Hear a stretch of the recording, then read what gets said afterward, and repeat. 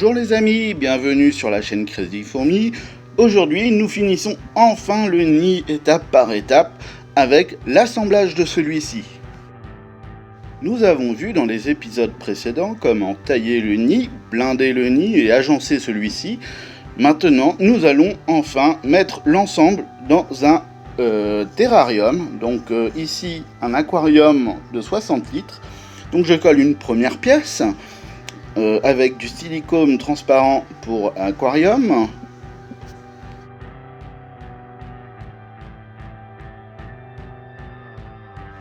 En collant maintenant la deuxième pièce horizontale, en ayant bien veillé à passer le tuyau dans la pièce verticale qui servira d'alimentation du réservoir. Et j'ai encore utilisé du silicone pour aquarium. Donc faire attention à bien mettre du silicone partout pour éviter que des fourmis s'incrustent. Ensuite, je pose de la bande de masquage car je vais couler du mortier-colle à béton cellulaire dans les emplacements qui sont restés vides pour éviter toujours la même chose que des fourmis ça passe dans les petits trous.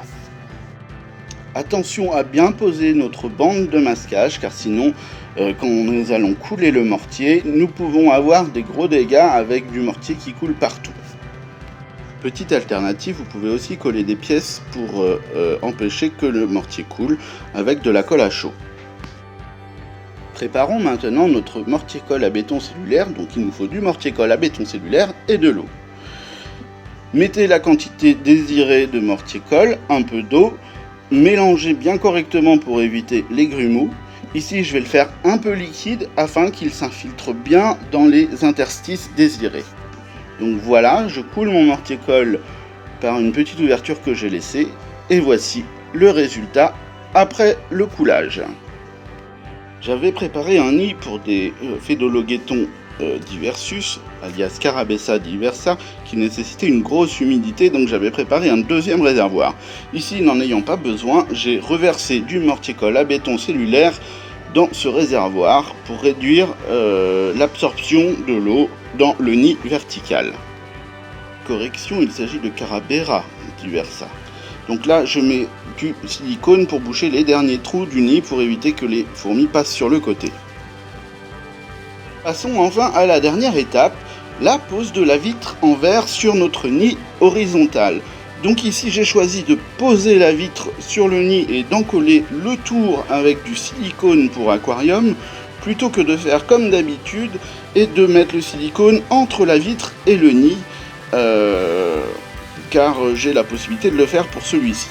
Donc veillez bien à étaler correctement votre silicone dès la première fois car il est très difficile d'enlever le silicone une fois sec sur le verre. Et surtout veillez bien à ne pas laisser de trous pour éviter que les fourmis commencent à s'infiltrer un peu partout dans votre nid. Et voilà, notre nid en béton cellulaire blindé au mortier-colle à béton cellulaire placé dans un aquarium est enfin terminé. Il ne reste plus qu'à agencer l'aire de chasse en fonction de votre espèce. Ici, il s'agira d'une colonie de Messor barbarus qui commence à être à l'étroit dans son petit nid, que j'installerai prochainement et je vous ferai découvrir ainsi leur aire de fourragement. Je remercie tout le monde pour vous être abonné à cette chaîne. Nous avons passé depuis peu les 100 abonnés. Je vous remercie encore 1000 fois pour tous vos encouragements et j'essaierai de continuer de vous satisfaire comme je le peux. A très bientôt les amis, ciao ciao.